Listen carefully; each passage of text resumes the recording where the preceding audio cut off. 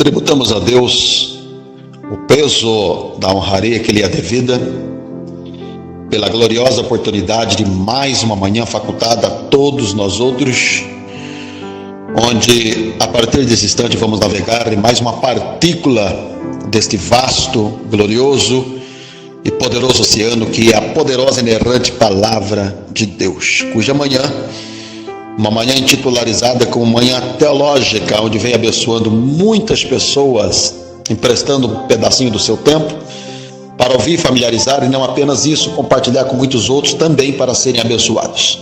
Hoje estaremos nos subordinando a um tema esse, queridos, que eu irei falar aqui coisas nesse assunto, levando a todos quanto ouvirem até o final, indiscutivelmente a não serem mais o mesmo. Pode ter certeza, eu vou falar coisas aqui, eu não quero pôr medo em ninguém, tá? Relacionado a Lúcifer, o que ele vem fazendo com a música, alguns artistas que têm pacto relacionado a músicas sujas, né, pornográfica, algumas experiências que tive, vou falar de ritmo, algumas situações, o rock, tá?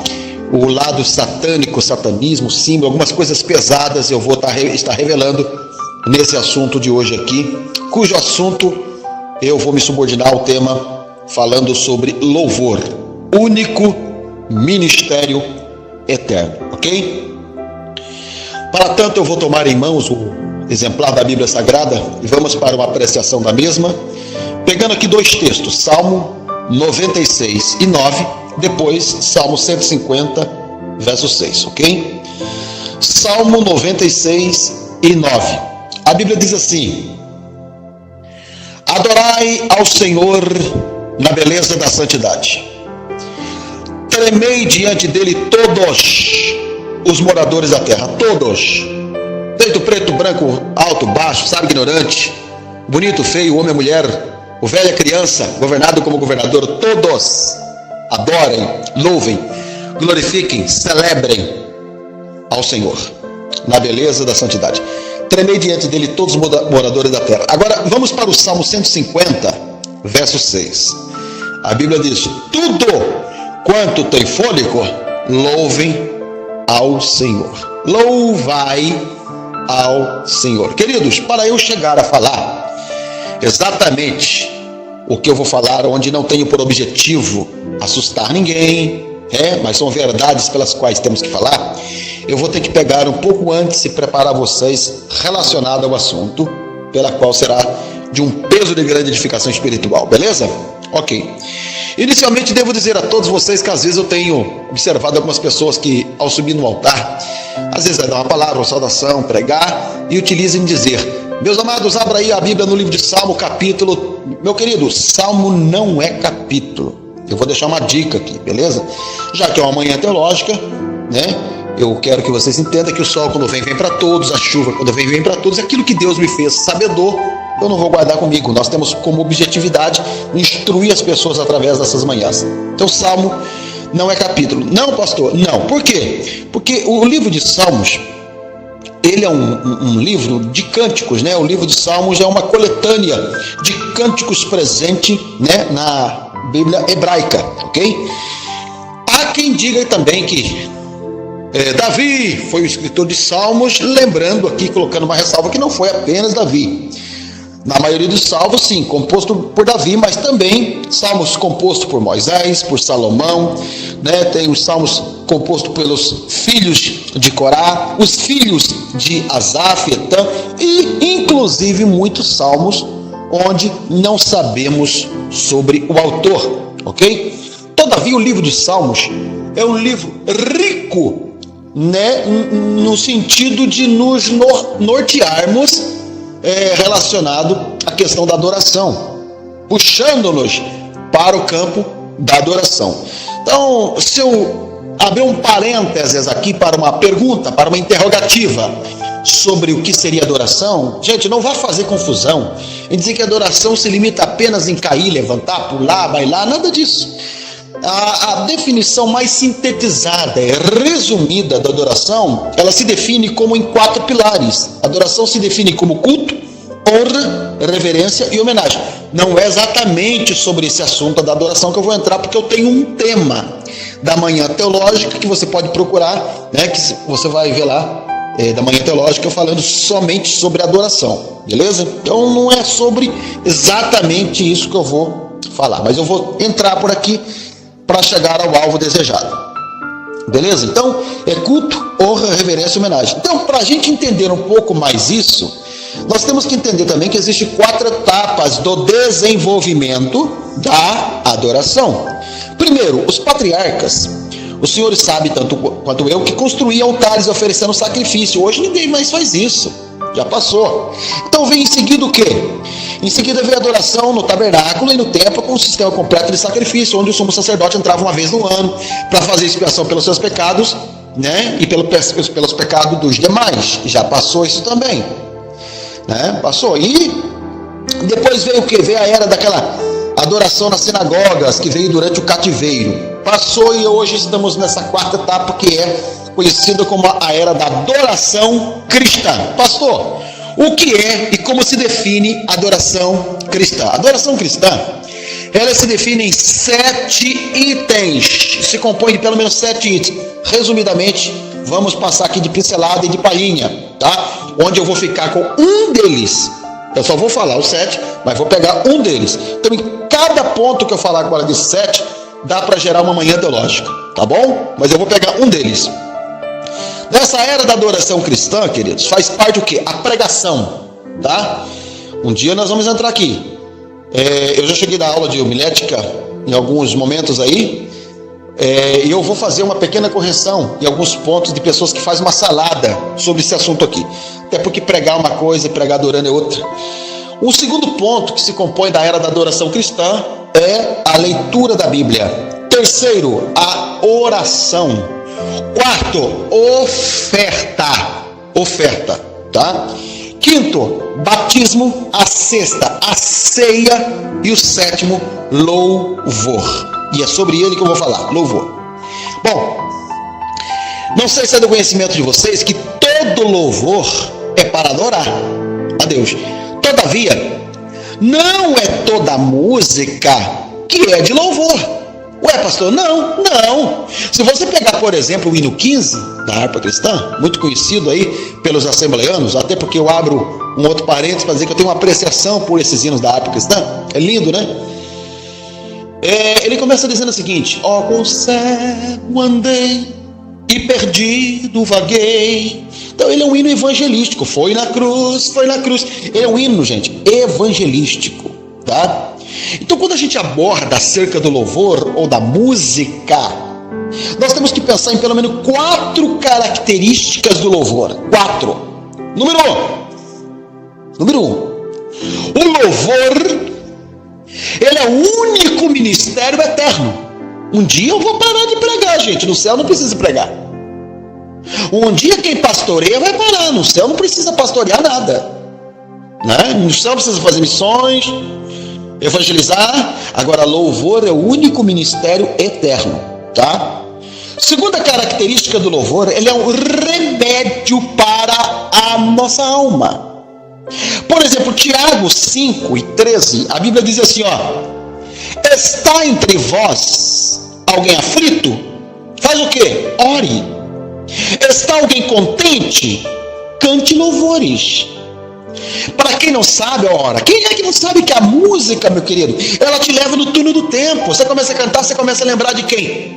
Ai, meu Deus, eu lembro dele, eu lembro dela, eu lembro de coisas, eu lembro de ocorridos, eu lembro de lugares. A música te leva para o túnel do tempo, ela mexe com você, ela chacoalha nossas emoções, arranca lágrima dos olhos, faz a gente passar por tristeza ou alegria, dependendo da situação que ela faz você ter a lembrança, certo?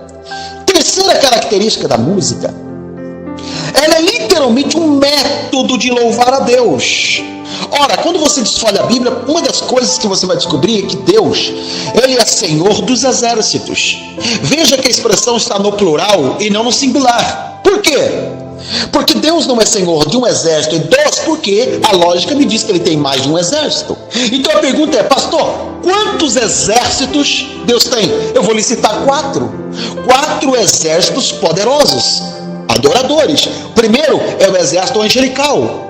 Anjos, arcanjo, que só tem um, querubins, serafins, e eu não vou entrar por esse campo aqui. Isso aqui leva muito tempo se a gente fosse abordar. Segundo exército, é a natureza, gente. A natureza louva, adora, celebra, admira, gabe, enaltece a Deus. Se eu fosse entrar por esse aqui, meu filho, deixa eu ver só um detalhe aqui. Você sabe qual um dos cânticos mais lindos da floresta amazônica, segundo os biólogos, por exemplo? Eles chegam a dizer que um dos cânticos mais lindos da floresta amazônica é o cântico do pássaro Irapuru. Agora, olha que coisa linda. Você sabia que o Deus sentado no trono de glória, que aceita o piado, aliás, o cântico do pássaro Irapuru, é o mesmo Deus, gente, em tom de mesma alegria que aceita o piado do situado da coruja. Deus quer que você louve a Ele independentemente das circunstâncias. Adore a Ele, né? É simples assim. Agora, eu quero que você entenda aqui que ninguém canta igual a igreja. Aí, claro que você vai querer contender comigo. Ah, não, pastor, peraí. Eu conheço gente que a voz dele é de taquara rachada. Eu conheço gente que é tão desafinado que se começar a cantar uma música no Rio Grande do Sul, a música termina no Rio Grande do Norte.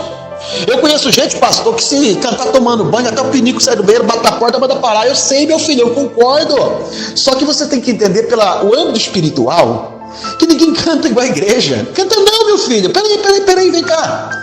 Se você lembrar de Pavarotti, se você lembrar dos cantores de maior nomes da prateleira de cima, de grande popularidade de nosso solo pátrio e muitos outros cantores internacionais, a gente fica de boca aberta, canta muito, sim ou não? Só que todas as músicas, ela vai no sentido horizontal, balança a emoção das multidões, levando os mesmos ao delírio.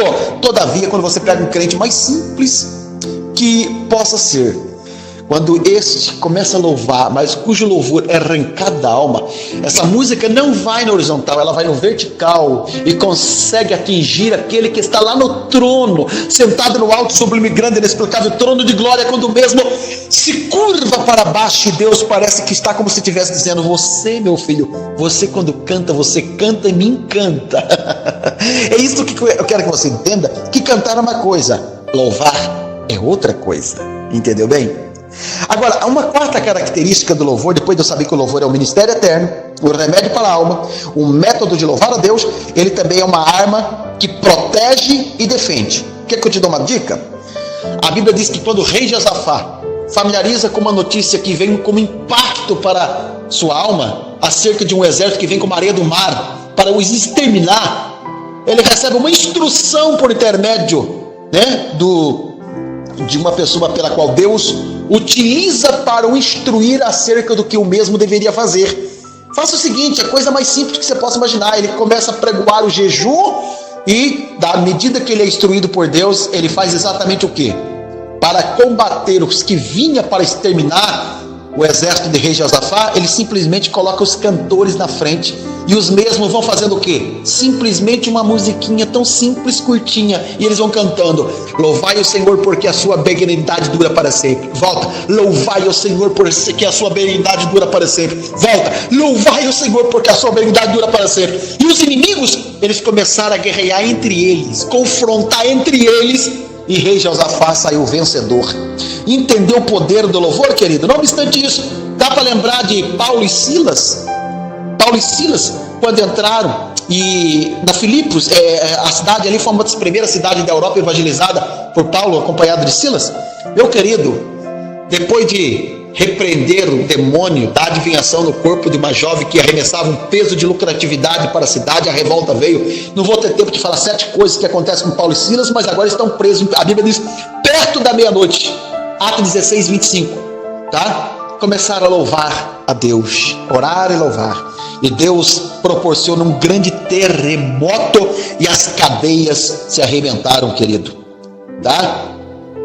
Eu quero que você entenda que o louvor é uma arma que protege e defende. Só que se eu abrir um outro parênteses aqui para dizer para você que quando Deus rachou o mar de 520 e pouco metros de profundidade, abrindo caminho, Israel passou, e depois ele mata no mesmo oceano os inimigos, engolindo no coração daquele mar. A Bíblia diz que Miriam cantou do outro lado: só o Senhor é Deus. E aí eu pergunto para você, quantos gostariam de se tornar como Miriam e cantar o cântico da vitória?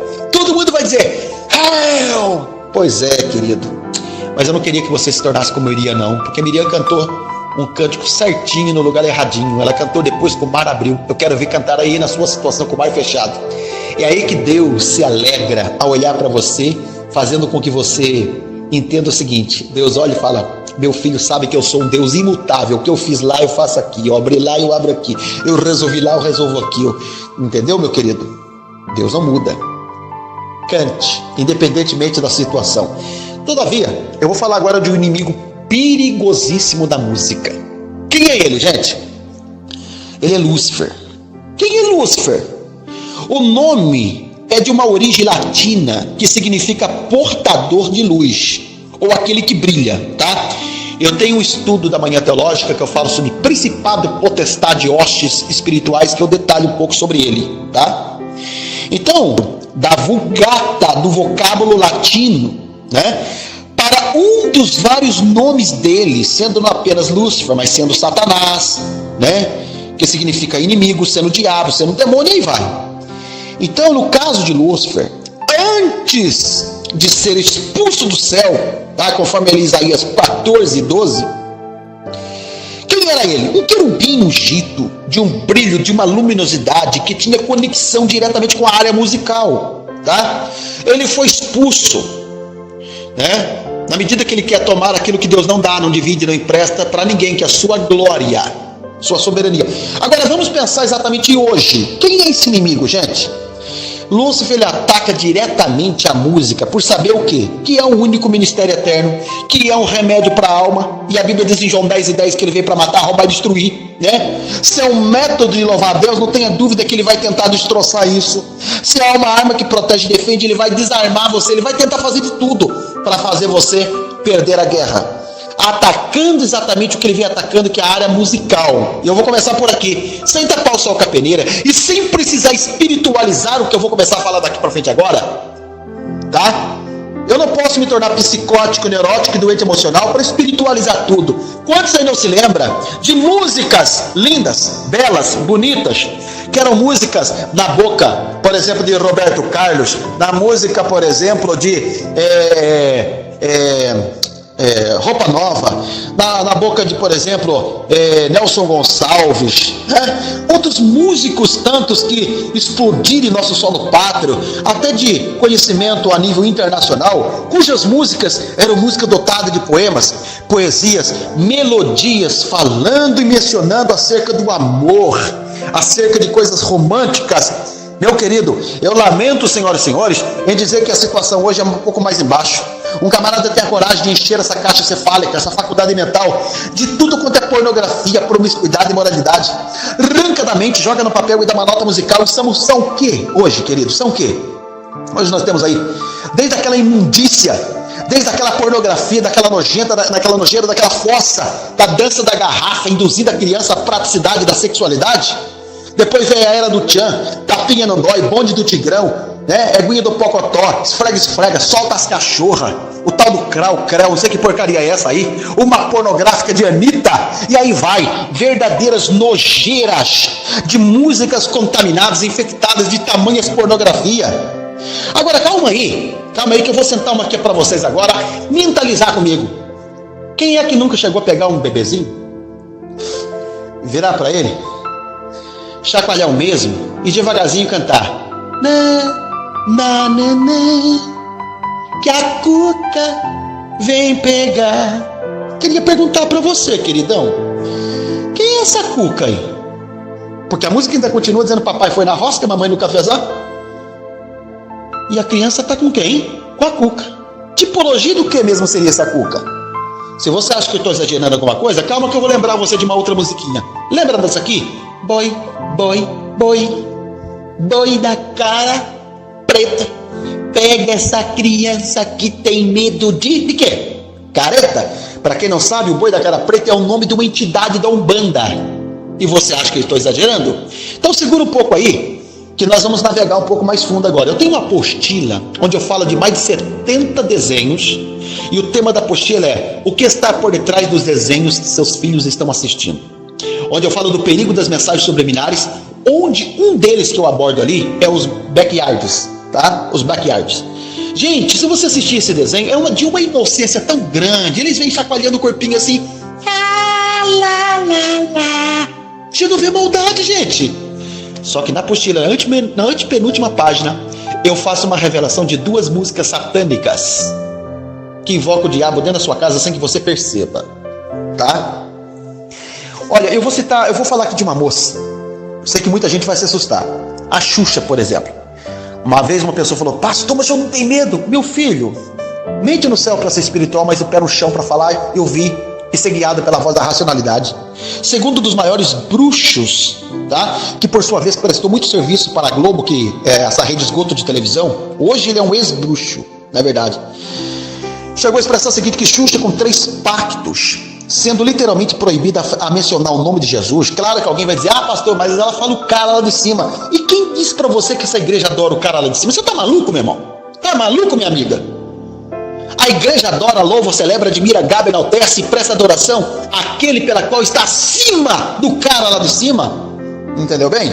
Se você quer saber um pouco mais disso aí, é só procurar lá da Manhã Teológica sobre principado, potestade, óssea, e vai entender o que eu estou dizendo aqui. Entendeu? Todavia, Xuxa recebeu no seu programa 2 cantoras evangélicas. Alguém se lembra? Vamos lá? Quais? Uma delas é a Aline Barros, a outra Mara Maravilha. Todavia, as 2 cantoras começaram a louvar e mencionar o nome de Jesus. Sabe o que aconteceu? 2 pactos da Xuxa foram quebrados. Talvez você não tenha ideia do poder que há nesse nome, Jesus. Jesus. Oh, bendito seja seu nome para sempre. Agora veja bem, Xuxa gravou uma música. Nessa música ela fala e aborda sobre 3x. Ao ir para o computador consultar exatamente um pouco mais fundo sobre isso, eu descobri que x no computador aqui representa o número 6. Ela canta 3x, ela canta 36, 666. Vamos lembrar de Apocalipse 13:18? A Bíblia diz: aqui há sabedoria, aquele que tem entendimento calcula o número da besta, pois seu número é o número de um homem. E o seu número é 666, o número da besta, o anticristo. Vou fazer os senhores a lembrar, ou serem sabedores, e os que sabem disso, vamos recapitular acerca de Paulo Coelho. Quem foi Paulo Coelho, gente? Paulo Coelho era um bruxo. O camarada recebe uma entidade e escreve. Na medida que ele escreve, ele diz: vou escrever um livro. Só que o inimigo fala para ele: o Brasil é preguiçoso na área de literatura, o Brasil ama música, e o que Paulo Coelho tinha recebido, o Brasil precisava conhecer, o Brasil precisava tomar conhecimento, e não podia ser através de literatura, se eles são preguiçosos na área de leitura. Então o que ele faz? Ele manda então para o senhor Raul Seixas, que era o pai do rock da época, e Raul Seixas, por intermédio de uma inspiração satânica, batiza uma nota musical na letra, que por sua vez passa a não ser um livro, mas uma música. E na música foi cantada pelo Brasil inteiro, onde o autor, no final eu revelo a vocês, as pessoas seriam pegas não por aquilo que elas estariam lendo, mas pelo ouvir.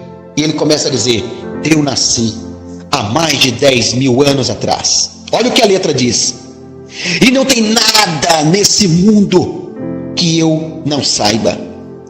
A música ainda diz mais: eu vi Cristo ser crucificado, eu vi o amor nascer e ser assassinado, eu vi a arca de Noé cruzando os mares, eu vi Salomão cantar seus salmos, eu li os símbolos sagrados da Umbanda, eu me fiz criança para poder brincar ciranda, enquanto todos reclamavam de frio, eu fiz a minha cama na varanda. Eu vi Moisés abrir o mar vermelho, eu vi Maomé cair na terra de joelho, eu vi Pedro negar Cristo por 3 vezes diante de meu espelho. E para aqueles que provar que eu estou mentindo, eu tiro o meu chapéu. Quem você acha que fez essa música? O autor dessa música é o diabo. E o diabo é estrategista. Pegou as pessoas não através do que elas iam ler, porque sabe que para ler, se fosse o livro, não atingiria a popularidade, o Brasil, o mundo, como foi o caso dessa música. que é cantada na boca até de crente. Lamentavelmente, as pessoas estão cegas e não entendem, não tem percepção quem é o autor dessa música. No ano de 1994, quando eu estava fazendo um curso no Rio de Janeiro, com muitos empreendedores, parou-se em um determinado ponto e entrou no palco, no intervalo, uma banda que veio da Bahia. E de repente eles falaram: agora nós vamos fazer 2 minutos de referência, de silêncio, vamos apagar as luzes, e nessas trevas nós vamos fazer 2 minutos de reverência à Mãe Negra da Bahia. Eu sabia, essa Mãe Negra é a Mãe Negra que protege, ampara, a razão de sucesso de muitas bandas do axé, banda da Bahia, tá? Muitos artistas com pacto, por exemplo, que eu não vou ter tempo de desenhar tudo dentro desse áudio aqui, desse assunto, querido. Todavia, se eu falar do ritmo, muitos de vocês hão de convir comigo que a Bahia é a terra da Umbanda, Quimbanda, Candomblé, Magia Negra, Vodú, Orixá, a terra do Olodum, por exemplo, tá? Eu tive pregando lá, eu sei do que eu estou falando, querido. Eu tenho uma amiga que namorou um ex-macumbeiro, se é que existe ex-macumbeiro sem ser evangélico, mas faz de conta que a gente acredita, tudo bem, vamos lá. E ela foi num casamento com esse rapaz, pelos sons de tabacos, né? Na música. Eu fui baterista, mais ou menos assim, meu filho, ó, presta atenção aí, mais ou menos, uma música mais ou menos assim, ó, segura aí. Os espíritos de guias de orixá incorporaram naquele homem onde as pessoas não sabiam do que se trataram, atribuindo como distúrbios psíquicos. Eu disse apenas do ritmo, gente. Hoje você pega o ritmo e põe dentro da igreja, as pessoas substituíram avivamento por movimento e acham que no final da mensagem a pessoa tem que pular, balançar o corpo através de uma música que já vai cooperando para isso. Isso é palhaçada, meu irmão. Eu prefiro ver uma única pessoa chorar do que sem pular de olho seco. O maior avivamento começa de dentro para fora. Agora eu vou terminar aqui falando de um outro ponto, que é o rock. Aí intitularizado e atribuído como rock evangélico. Ai, meu filho, segura aí, eu vou mostrando aqui para você o quanto o diabo estrategicamente está banalizando a música. E as pessoas estão cegas, apáticas, não percebem isso. Eu fui, antes de iniciar meu ministério, que eu estou com 24 anos de ministério, mas antes de começar, eu fui ver um show de um rock evangélico na Associação de Taubaté. Meu querido, camarada barbudo, cabeludo, com um brinco, jogava o cabelo para frente assim, naquele show, levando a galera ao delírio, com fumaças, jogo de luzes, aquele som de guitarra, né? Enfim, e na camiseta do cara, toda rasgada, eu tenho um dos nomes de Satanás, chamado Belial Vilés, que é o pai da libertinagem, da desorganização, exatamente a conexão que tinha os Mamonas Assassinas, levando pessoas a cantarolarem músicas profanas, achando que isso é uma normalidade, é o símbolo da anarquia, anárquico, tá? E aí, na cabeceira da camiseta assim, uma caveira toda ensanguentada com o nome de Jesus na boca da caveira, tá? Tá aí, para quem não sabe, a comunidade Zadok, pai de 500 bandas de rock, mãe de 500 bandas de rock metaleira pelo país, onde o seu pastor presidente, quando foi no Jô Soares, quem é o cara? Cabeludo, barbudo, de brinco, piercing, tatuado do pé à cabeça, dizendo que Jesus é um cara legal. Se você consultar bem o Rock in Rio, uma conexão com o satanismo de forma pesada. Eu vi, está na internet, uma banda que foi possuída pelo mal, ao ponto de o camarada e as pessoas não perceberem. Vocês não têm ideia quem está aqui. Eu quero que todos vocês se prostrem de joelho e lamentem, senhoras e senhores, se você vê mais de 10 mil jovens se prostrando diante de Satanás. Você percebe, por exemplo, a visita da banda de rock, uma das mais ricas do mundo, que é a Iron Maiden, quando visitou o Brasil, parando com o gigante Boeing no aeroporto em São Paulo. Uma da jornalista da Globo, ao entrevistar o vocalista principal, pergunta vai, pergunta vem, chegamos com o Boeing. Ela perguntou, tem um nome? Tem, nosso Boeing, o nome dele é 666. Tá? Eu não vou ter tempo de desenhar para vocês aqui minúcias acerca de uma cantora famosíssima, baiana, aqui de nosso solo pátrio, e é um show que ela é totalmente possuída e de repente ela vai transtornando toda a cara e ela vai dizendo, vocês não têm ideia quem está aqui. Eu vou dizer uma coisa para vocês, querido, lá nesse Rock in Rio, dói demais quando você vê o Papa do Diabo. Foi tipo uma missa satânica. Ele amaldiçoou o nosso país com o símbolo da mão chifruda, onde quando eu dou palestra em alguns lugares, até às vezes chamado em escolas ou coisa assim, as pessoas se intitularizam como hands-off. Ah, meu filho, me conta outra piada, essa não vai me fazer rir não? Que hands-off, meu filho? Apesar de tanta Hadzoff como a Hanglos mão chifruda. Essa mão é um símbolo satânico, cujo nome é Os. Eu estava quase 1h30 para desenhar para você a mensagem subliminar que está por trás dessa mão chifruda aqui, tá? Todavia, eu quero concluir dizendo uma coisa para vocês aqui, querido, tá? Determinadas bandas do rock, para quem não sabe, fazem rituais de magia negra, inclusive matando animais, comendo vísceras, bebendo sangue daquele animal, para tal inspiração satânica, maligna e diabólica, onde nos shows eles ficam completamente tornados, possuídos, levando multidões de jovens ao delírio. E eu termino aqui agora falando para você sobre Lucas 16:8. Sabe o que a Bíblia diz ali? O filho das trevas são mais prudentes do que o filho da luz. Você confere todos os artistas do mundo aí, em shows, cantando para quem? Para quem? No palco, eles nunca erram, fazem tudo com excelência, não desafina. Por quê? São 5, 6, 7, 8, 9, 10 horas de ensaio. Lamento, senhoras e senhores, quando eu vejo numa igreja, a pessoa vai cantar, erra, desafina, sabe? Músico com instrumento tudo desafinado, não sabe tocar direito. Querido, aí as pessoas, sabe, são tão cara de pau para chegar e dizer, sabe o quê? Eu vou cantar aqui, mas se eu errar, não me perdoe, porque é para Jesus. Meu filho, se é para Jesus, aí você faça o melhor. Faça o melhor. Não erra não. Porque ele não errou e não falhou quando veio morrer e se sacrificar por nós. Deu melhor. Economize em rede social, economize em Facebook, economize na cipotroca de tudo quanto é mentira e gordo, falcatrua, de sistema televisionado, internetizado, colocando mingau na sua cabeça, e dê o melhor. Faça com excelência para Deus. Amém, querido? Que Deus abençoe você com esta manhã. Que esse estudo possa ter levado você ao despertar de algumas coisas que são de grande relevância para o nosso crescimento, tá bom? Que Deus abençoe você. Roga a oração de todos vocês por nós, deixando aqui sempre a porta da nossa disponibilidade aberta com o nosso contato, tá bom? 0 operadora 12 981 26 16 30.